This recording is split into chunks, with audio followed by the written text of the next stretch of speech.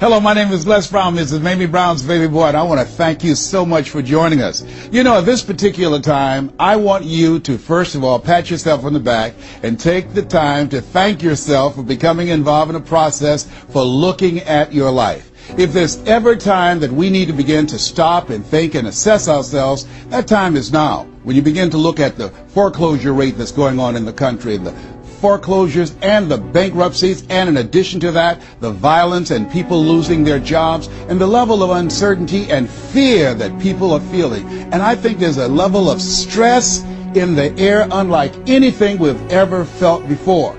And so just to take the time to think, to pause, and particularly not only looking at what's going on, but asking yourself the question, how's this affecting me? You know, we want to all become successful, but I've found that there's some success that's toxic success. What I mean is that you don't want to end up going after goals and dreams and neglect yourself. I want you to think about your goals and dreams and things that you want to achieve, and at the top of the list, I want you to put up there your strategy for being here. I just came from the doctor. Let me share something with you. I don't care what goals and dreams that you have.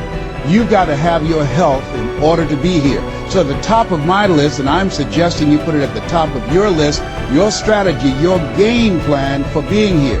What are you going to do to take better care of yourself? That's one of the first things I want to ask you about. Because when I look at my life at 64, and I used to think people in their 50s were old, but now that I'm 64, I said, look here, people in their 80s and 90s, they're old people. My goal is to be here not only just to see my grandchildren, but to see my great-grandchildren and my great-great-great-grandchildren. But in order to be here, that's not just lip service, that's a commitment with my time, with my energy, and the choices that I make. So I want you to think about your strategy for being here, and I want you to think about your goal for securing your life in your future. See, as I get older, my goal right now is to become an asset to my children rather than a liability, financially and physically. See, I don't want to be a burden to my children. I don't even know if they like me that well.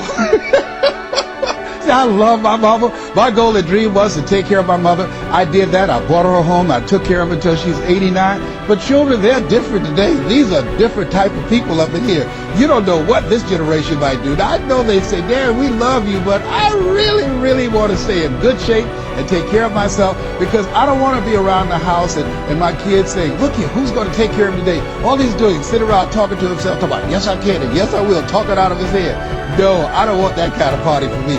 My goal and objective is to die young at an old age. So I have a game plan. I don't like to eat vegetables all the time, but now I feel like a silly wabbit. Why? Because I realize at this stage of my life, I've got to eat more vegetables, I've got to get more rest, I've got to drink more juices, and I've got to do all of the things that make the healthy choices that will say to my body, Les, you plan to be here, I see that you're serious, so I'm going to take care of you. I do 160 push-ups every morning nonstop. Why? I couldn't do that at 15 or 20. But at this stage of my life, I've got to do those kinds of things in order to challenge my body, to stretch my body, and to indicate I plan to be here. What's your plan? What's your goal? Because if you don't have a goal for being here is not a given. When I was a kid, we used to go to funerals of old people. I can't tell you how many young people whose funerals I've gone to. I can't tell you how many. And so, and there's something about between 40 and 60. I don't know what it is about that period in time. Between 40 and 60, if you're approaching 40, I can tell you, you already know, life begins to intensify. Things happen to you, things happen to people you care about. Between 40 and 60, if you can make it through that period, you can take a deep breath because most people don't make 60. Most people don't. And why? And I think it's because people just take it for granted that they're going to be here. So I want to share with you some goals and strategies as you think about your goals. I want you to visualize yourself having optimal health. Having your right mind. I used to ask my Mama, every Sunday you stand up in church and other older members of the church say, I want to thank the Lord for waking me up in my right mind this morning. Why do y'all say that all the time? She said, don't worry, son. You live long enough, you'll find out. She was absolutely right. I went in the room the other day to find something. I got in there, and I couldn't remember what I was looking for. I came out, I remembered what I was looking for. I went back in, I found it. Then I couldn't remember why I was looking for it. One of my children said, Daddy, you need some ginkgo biloba. I said, what's that? She said, something for your memory. I went down to the health food store. I was walking around. The lady said, may I help you, sir? I said, I forgot why I'm here. She said, you need something for your memory.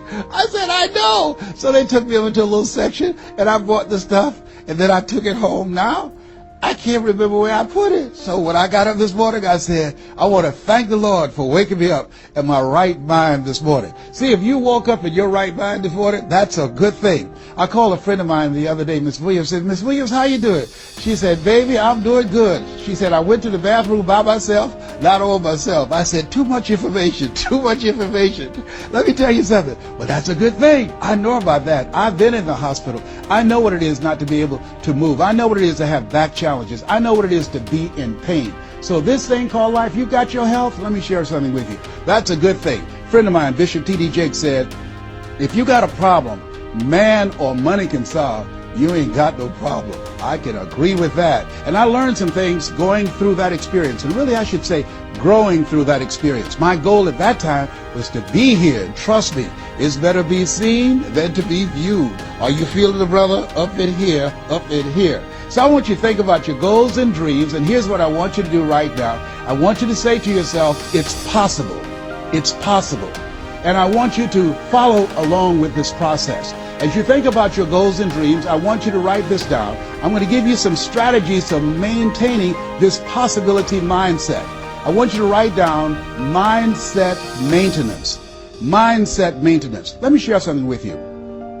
The easiest thing that I do every year is to live my dream.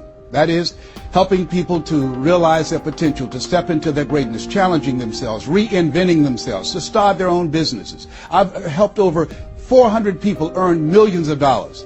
The easiest thing I do every year is what I do on a day-to-day basis, going into prisons and juvenile detention centers, teaching young people mindset development, how to become effective communicators, how to dress like a prospect rather than a suspect. Those are the easy things that I do. Let me share with you the most difficult thing that I've ever done in my life, and that was to believe that I could do it. That's the most difficult thing that I've ever done in my entire life. To believe that I, Les Brown, who was born in an abandoned building on a floor in a poor section of Miami, Florida, with a twin brother. We were adopted. We were 6 weeks of age by Mrs. Mamie Brown, and I called myself Mrs. Mamie Brown's baby boy.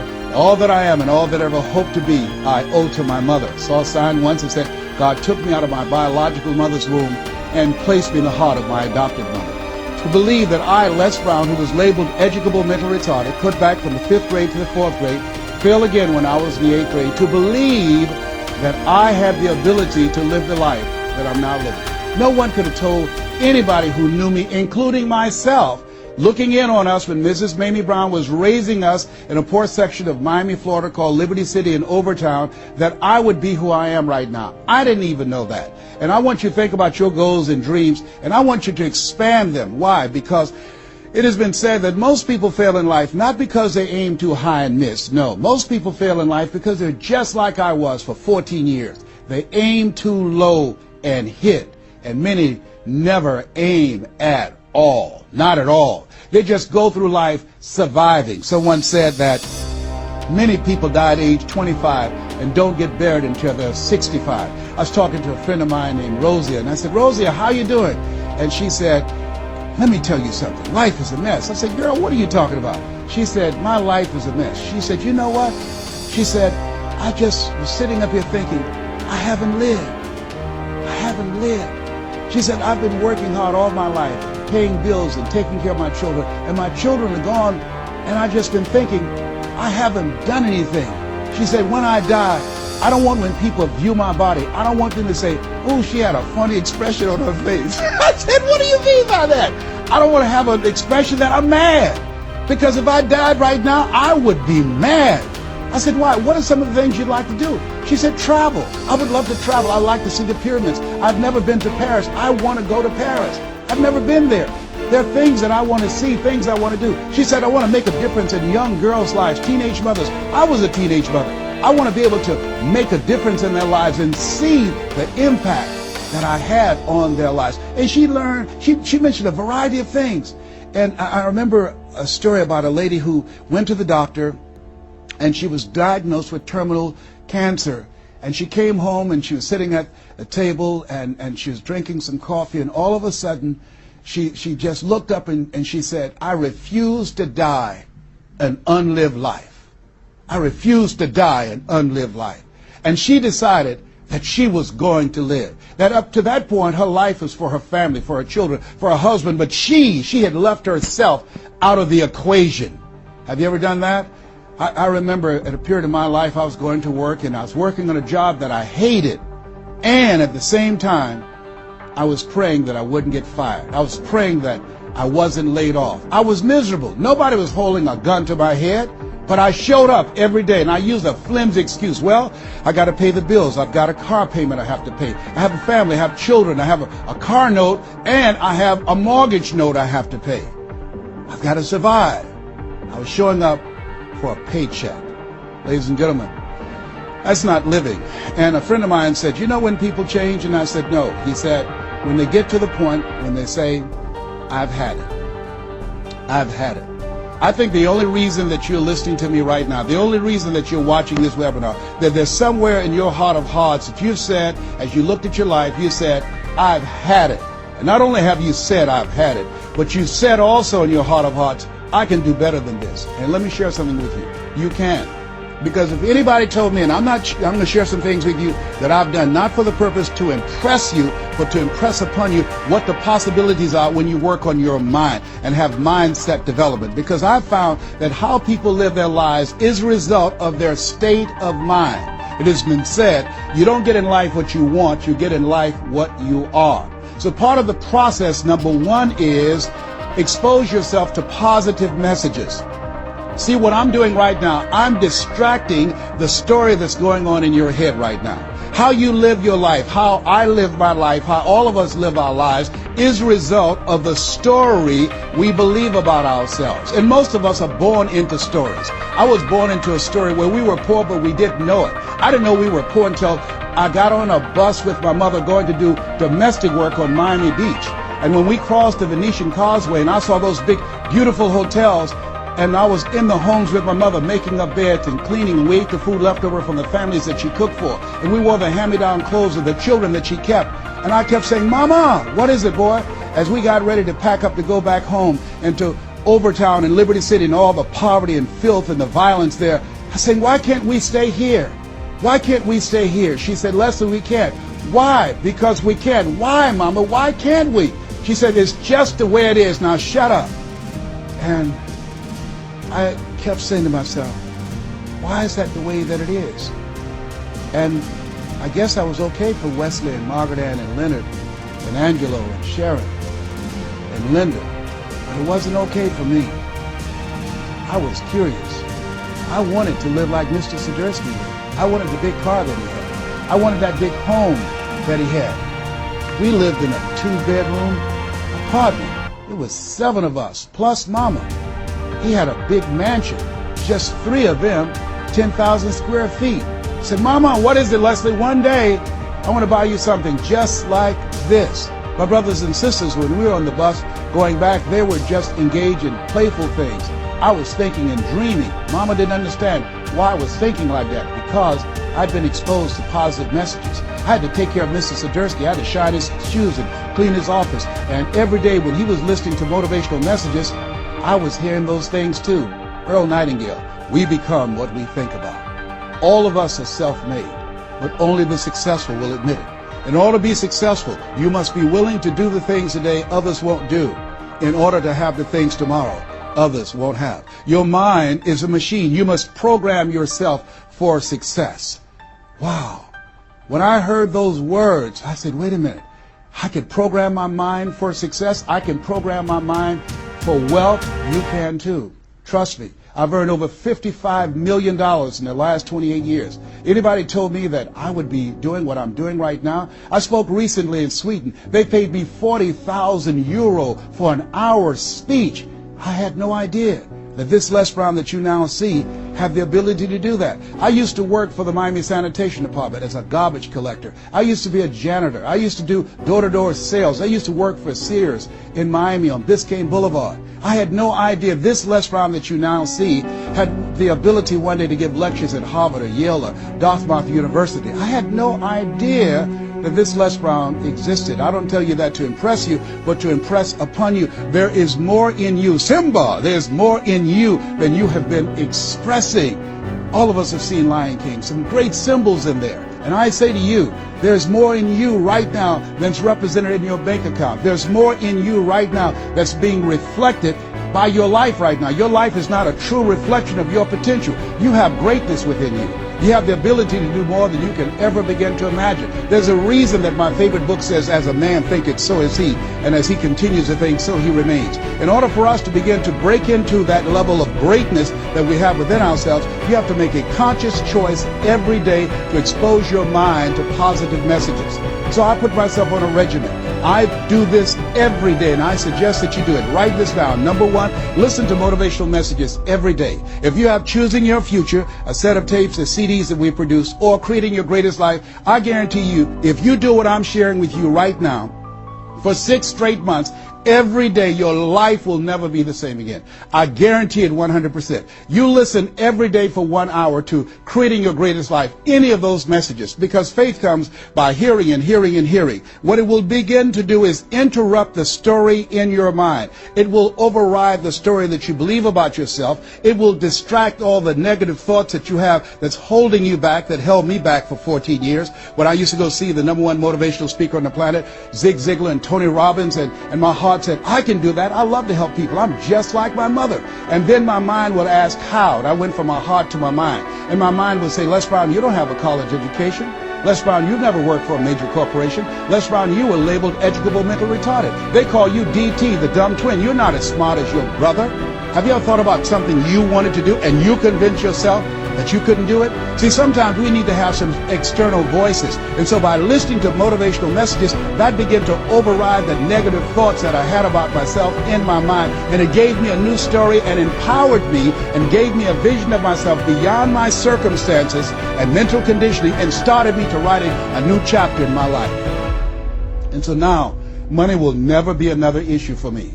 And that was an issue for most of my life because I didn't know what I didn't know and I thought I knew. So one you have to do is that you have to have a mindset development strategy where you are deliberately taking an hour every day listening to a motivational message. Every day. Here's something else. Read 10 to 15 pages of something positive every day. Why? And read it with conviction and stay focused. 10 to 15 pages every day. This is 7 days a week? Absolutely. Absolutely. Every day, McDonald's know that you know where they are.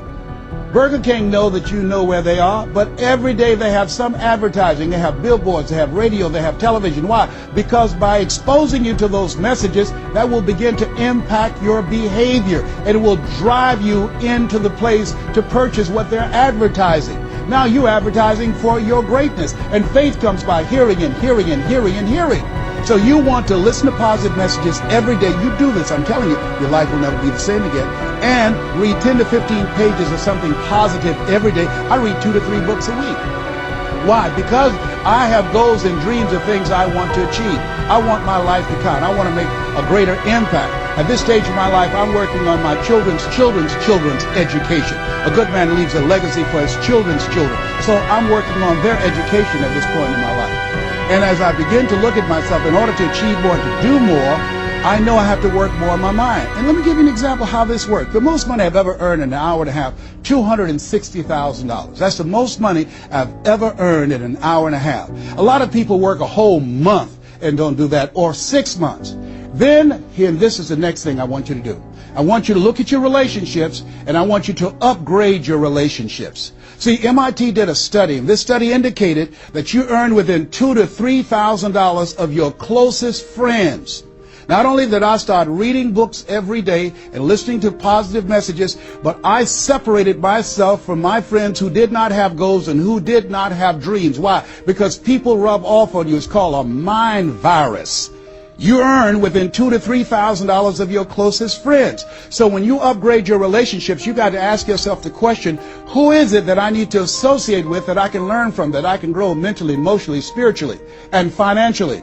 By aligning myself with another person that I can learn from. And Dr. Dennis Kimbrough said, if you're the smartest one in your group, you need to get a new group. Whoa, think about that. I was the smartest one in my group. Then one person called me who had been admiring me for years and said, Les, I want you to coach me and my trainers on how to tell a story and create value for an audience. And I want to share with you some things. I want to teach you some things, old man. I said, is that right? He said, yes. You always say you're never too old to learn and you're never too young to teach. I want to teach you some things. I said, okay, I'm open to that. Now, let me share this with you. He blew my mind.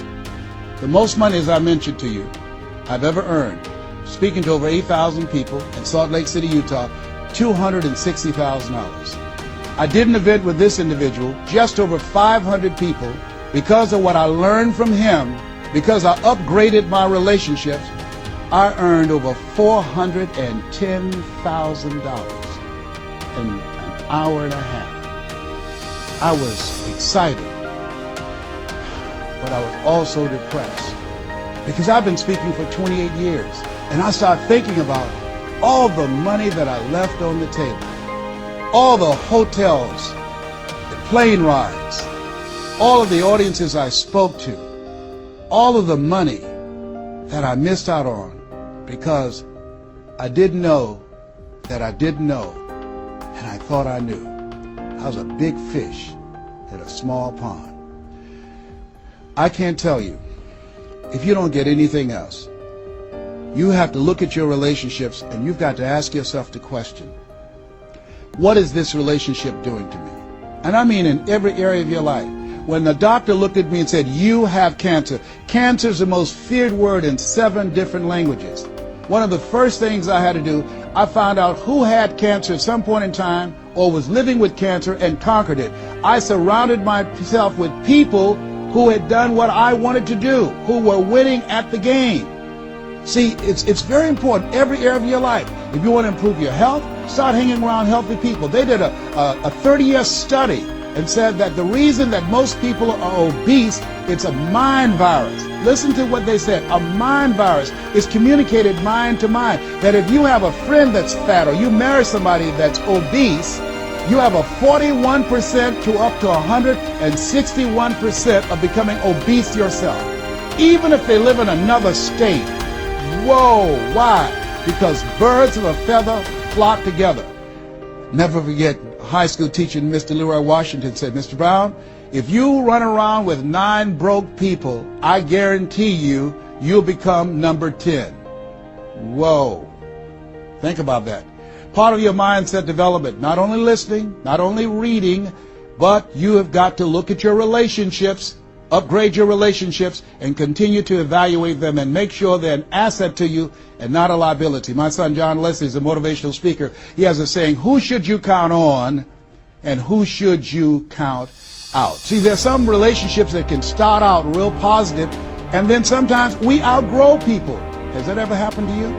Have you ever outgrown someone? Somebody you used to be close to, used to be your bosom buddy, and then you haven't been together for a time, and then when you get together, you have absolutely nothing in common. Sometimes it happens with family members. My twin brother, it's a strained conversation because he's talking about, Les, did you hear who died? No, I don't get up reading the obituary column. I'm glad my name is not there. Hello, I don't care. I'm focusing on living. Our conversations are so different. Isn't it interesting how you could be raised in the same family, same circumstances, by the same parents and end up dramatically different? It's called life. Here's the other thing that's very important. Write down the goals that you want to achieve. Write them down, put them on a 3x5 card, and I want you to use the King James Version Bible and Matthew 7:7, ask and it shall be given, seek and ye shall find, knock and it shall be open unto you. I want you to write that on one side of the card. On the flip side of the card, I want you to write down one major goal that you want to achieve. And you want to read that 3 times a day. 3 times a day. What are you doing? You're hypnotizing yourself. And you're dehypnotizing yourself. What you're doing is you are dispelling the myths and all of the spells that you're living under. I think that a poverty mindset is a spell. I think that people go so far, and because they're mesmerized by life, they unconsciously stop. And you have to break that spell by constant attention. So on one side you read your goal, that one major goal, 3 times a day. Then the flip side, you flip that scripture over. Ask and it shall be given. Seek and ye shall find. Knock and it shall be given unto you. As you read that every day, 3 times a day, I can tell you, amazing things, breakthroughs will happen for you. Now, we're going to take a break right now, and I want you to take the time to think about this one thing. What is it that you're going to do differently? Because in order to do something you've never done, you've got to become someone you've never been. You've got to be willing to give up who you've been to give birth to who you can become. I want you to take the time and write down one radical change that you're going to make about you, and you know if you do that, your life will never be the same again. This is Mrs. Mamie Brown's baby boy Les Brown. We're going to take a break right now, and we'll be right back.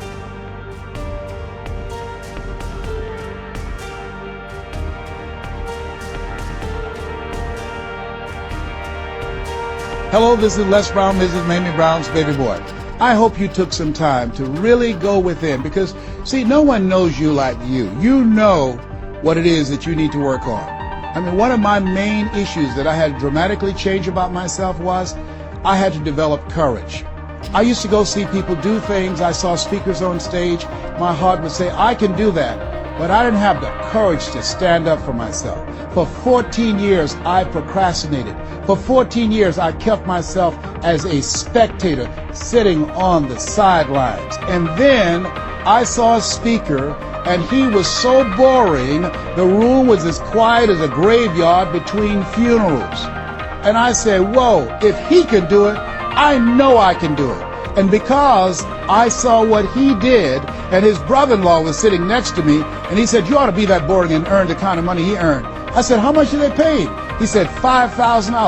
I said, $5,000? He's only been talking for about 45 minutes or an hour. He says, that's how much they make. Now, I wasn't earning $5,000 a month. I said, wait a minute.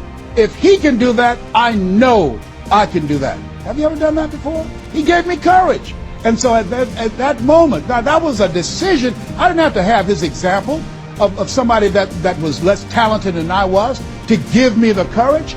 I should have had the courage to stand up myself, to believe in my own stuff. The truth of the matter is, I didn't. And I can't unscramble those eggs. I cannot pull those years back. I cannot recapture those 14 years. Maybe, as my favorite book says, forgetting those things which are behind, reaching forth into those things which are before. And press toward the call of your higher call. Press toward that mark of your higher call. And that's what I do. That's what I do every day. I have to continue the work of the courage. I remember going in to do a presentation before a group of educators. I was the only one there without a college degree. And I had to talk to myself. I went into the bathroom and I said, Les Brown, let me tell you something. What do you care about the fact they have MBAs and PhDs? That only means how high and deep to you, and not any disrespect for credentials. They're very important. But I had to get myself together. Hey, look here, you can't go in there worrying about what they have. Just bring what you have. You got 7 children you got to take care of. You got a mother you have to take care of. And you have something to say. You have some talent. You have some abilities. You've got to believe in yourself. You got to stand up. You can't punk out now. You can't fold now. See, sometimes you have to talk to yourself. It might be the most intelligent conversation you will ever have, talking to yourself. So that radical change, it doesn't happen overnight. You can make the decision, but you've got to stay on top of yourself every day to come from and live your life from a place of power, courage, and faith, as opposed to being a volunteer victim, as most people are, volunteer victims. Here's something else. Get an accountability partner. Get someone that's like you, a like-minded, like-hearted person, that you have similar goals and dreams, and you hold each other accountable, and you talk with each other on a regular basis. And if you can, join a mastermind group of other supportive mindsets of individuals who are working to improve themselves, who are stretching and challenging themselves. And here's something else, a worthwhile investment. Find yourself a coach. Find someone in your industry, find someone in your area of interest that you can invest in yourself and have an accountability coach. I have a coach. I spend over $100,000 a year on my personal growth and development on my coach. Why, Les? You're Les Brown. You were selected one of the top 5 speakers in the world. You got the highest award from Toastmasters International and the National Speakers Association. You're one of the highest paid speakers in the world. Why would you need a coach? If you ever watch Tiger Woods, who everybody would say arguably one of the greatest golfers on the planet today, whenever he swings, you will see him look at the ball and then he'll look to the right to look at his coach. If Tiger Woods needs a coach, what do you need? What do I need? Here's something I can tell you that I know. You can't see the picture when you're in the frame. You can't see the picture when you're in the frame. Most people fail because they don't know that they don't know and they think they know. Einstein said, the thinking that has brought me this far has created some problems that this thinking can't solve. See, what got you where you are right now? Your best thinking has produced the level of money that you have, your level of accomplishment, the growth of your business, or the lack of. Your best thinking has produced that. Own that. Face that and get some help. One of the things I teach, ask for help. Not because you're weak, but because you want to remain strong. And ask for help. And don't stop until you get it. And so take the time and find someone that can coach you.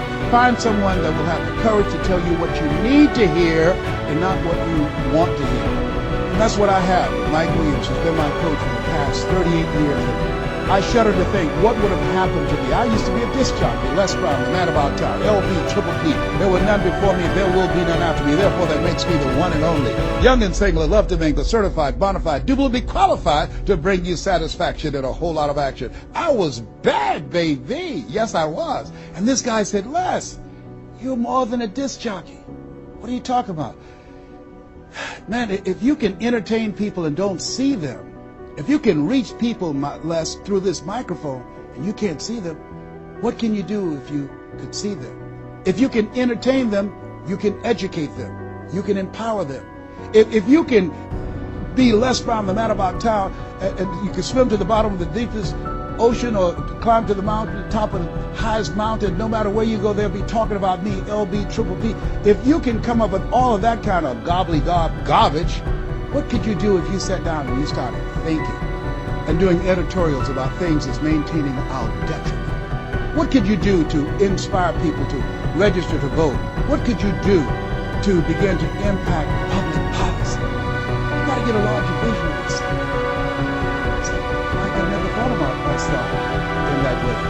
See, has anybody ever seen something for you that you didn't see it for yourself? I didn't see that for myself. Maybe that's why my favorite book says, eye is not seen, ear is not heard, nor is entered the heart of mankind what God has in store for you. Because of what he saw in me, he inspired me. He gave me a vision of myself beyond my circumstances, beyond my mental condition, and beyond the job where I was, because I thought I was just a disc jockey. I love that. I'm master of microphone. You drop me in any city, I can master a microphone. I can turn a city upside down with a microphone. But I had more in me than I was expressing, and I did not know it. And because of his encouragement, I became a community activist. Because of his encouragement, I started doing a talk show called Voice of the People. Because of his encouragement, when I got out of radio, I ran for the Ohio legislature, and I was elected. And because of his encouragement, I passed 14 bills my first term. Because of his encouragement, I was elected 3 times and became the chairman of the Human Resource Committee. Because of his encouragement, I became a public speaker. Because of his encouragement, I became an author. Because of his encouragement, I did a show for King World called The Les Brown Show, and they paid me $5 million, $2 million not to speak. Because of his encouragement, I produced specials for PBS, public television. They said, you couldn't do that. You don't have a college education. It's educational television. Because of his encouragement, I did so many things I had absolutely no idea that I could do. I encourage you to live full and to die empty. There's more in you right now than just working on a job where they pay you just enough to keep you from quitting and you work just hard enough to keep from getting fired. And when you make the decision and identify that key area of your life that you need to make a radical change, things will begin to open up for you. Now here's the other thing that's very important. Once you identify your goal, I want you to get, if possible, a visual picture of your goal. My major goal was to buy my mother a home. I got the picture of the home with a 12-foot swimming pool and a basketball court on a golf course. I bought that home for my mother. It cost just over $400,000, 10,000 square feet. I had a picture long before I had the money and the down payment to get it. My goal was to be known nationally and internationally as a speaker. I had that goal. I had a card that I had on one side, asking shall be given, seeking ye shall find, knocking shall be opened. On the other side I had, I'm the world's #1 orator. I produced that result in my life. I had a goal of becoming a talk show host. I used to watch Phil Donahue, and I put my picture on the screen of the television as I listened to the program. I visualized myself there, and I was called by King World Production, and I had my own talk show. Well, it was the highest rated, fastest canceled talk show in the history of television. Well, at least I had one. It's called life. Now, here's something else. You will fail your way to success. Trust me on that. You can have a lot of failures, a lot of disappointments, but you will fail your way to success. Goethe says that which does not kill you will make you stronger. See, 85% of people allow their fear of failure to outweigh their desire to succeed. That's why you have to be of good courage. You have to have courage. When life knocks you down, I have a saying, try and land on your back, because if you can look up, you can get up. So once you look at and decide the goal that you want to put some things, put a treasure board or a goal board and have pictures of the goal that you want to achieve so you can see it every day when you get up in the morning and the last thing at night. You're programming your subconscious mind where 9 out of 10 decisions that you make comes from there. Here's something else. Not only do you want a physical picture that you can see every day to remind you to keep you on course, but the other thing that's very important in achieving your goals, writing your goals down in detail and having 7 action steps that you take every day. Now, Robert Schuller said, by the yard it's hard, but inch by inch, anything is a cinch. You want to think about what are the things I need to do every day. Break it down into increments. You have your 30-day goals, and you have your 3-month goals, and your 6-month goals, and your 1-year goals, all right? You want to break it down in increments. What do you need to do starting today? Don't squander any time. There goes a second. There goes another second. There goes another second. And all the power in the world can't bring it back. So what are 7 things that you can do starting today? And then once you do those 7 things, then you work on all the other stuff. But what are the 7 most important steps that you can take that can move you in the direction of your goal? And when I decided to become a speaker, I started memorizing quotes every day. That was one of the goals I had, to memorize quotes. I have probably over 400 to 500 quotes and statistics in my head in all kind of areas. I've spoken at the National Convention for real estate conventions, RE/MAX. I've spoken for doctors and lawyers. I trained over 5,000 doctors last year, teaching doctors how to communicate with their patients to increase their taking of their hypertension medication, to increase their compliance from 30%. I paid $640,000 in 1 month, Monday through Thursday, 30 minutes a day. A lot of people work a whole year and don't do that. I don't tell you that to impress you, but to impress upon you. You've got greatness in you. You can do more than you can ever begin to imagine. I had no idea this lifestyle you see existed. I had no idea. And the reason that you're watching me now is because you know in your heart of hearts that you can do what I've done and even more. And so as you begin to think about that, think about writing your goals down, listening to motivational messages, changing your relationships, upgrading your relationships, thinking about 7 things you need to do every day, some radical change you need to make in you. There's an old African proverb that says, if there's no enemy within, the enemy outside can do us no harm. Here's something else that's very, very important. As we talked about having a personal coach, the next thing that's important about reaching your goals is this. What is it as you look in your past that's affecting you right now? I saw a movie called Magnolia, a powerful line in that movie. And the movie said, we might be through with our past, but our past is not through with us. Whoa. Let me share something with you I realized about myself. The reason that I procrastinated for 14 years was because when I was in the 5th grade and Mrs. Mary Ford Williams said to Mrs. Crompton, he doesn't belong here. He is slow. He's not like his brother. And they put me back from the 5th grade to the 4th grade. That affected me. I didn't even realize it. They say sticks and stones will break your bones, but words will never hurt you. Yes, they will, but they can also free you up. Because I'll never forget when I met Mr. Washington. It was my junior year in high school. I'd been in special education from the 4th grade all the way up to my junior year in high school. My twin brother always made the honor roll.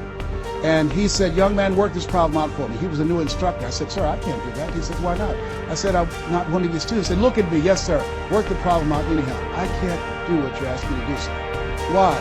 Sir, because I'm uneducable, mentally retarded. And the students erupted in laughter. They said, hey, he's DT. He said, what's that? He's the dumb twin. He's not Wesley. That's Leslie. And he came from behind his desk and he said, don't ever say that again. Someone's opinion of you does not have to become your reality.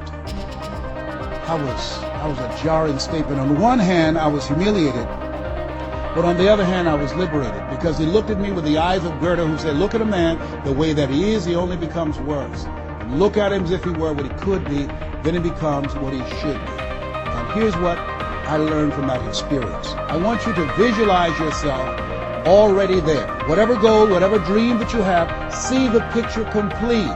See yourself there. Why? We have something at the base of our brains called the reticular activating system.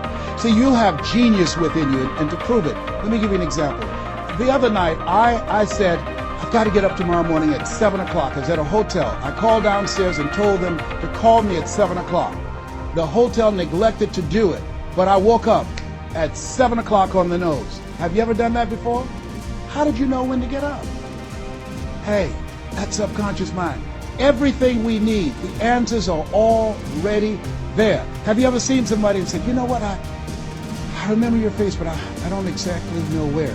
And then later on you say, hey, I know where I saw you, and it came. What happened? The conscious mind sent that thought to the subconscious mind, and it pulled that information up and gave it to you.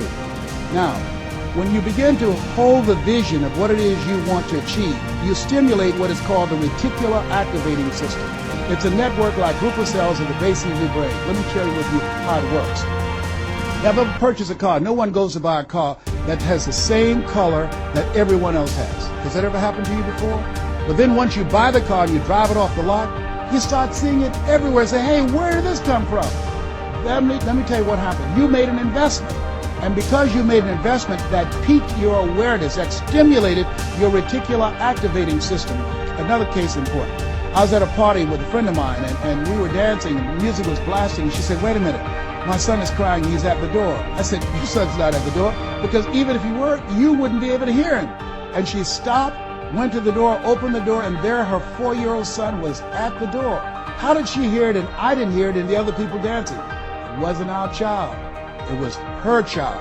Her reticular activating system picked up his whimpering sound. And I'm saying to you that you have that in you. When you focus on your goals and dreams and you visualize it complete, it will stimulate the reticular activating system and it will lead you there following all the other things that we suggested. Now, not only is it possible you can live your dream, it's necessary that you change relationships, that you get a coach, that you meet with other like-minded people that will hold you accountable, that you write your goals down, that you have 7 steps that you do every day on your goals to monitor to see where you are.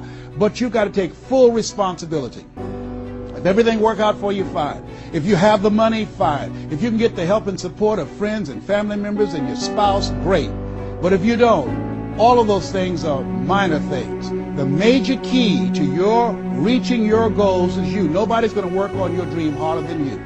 Trust me on that one. You've got to take responsibility to make it happen. If it happens when you come out the gate, fine. But if you fail, so what? Come back again and again and again and again. If it's something that you love, if it's your passion, until you do it.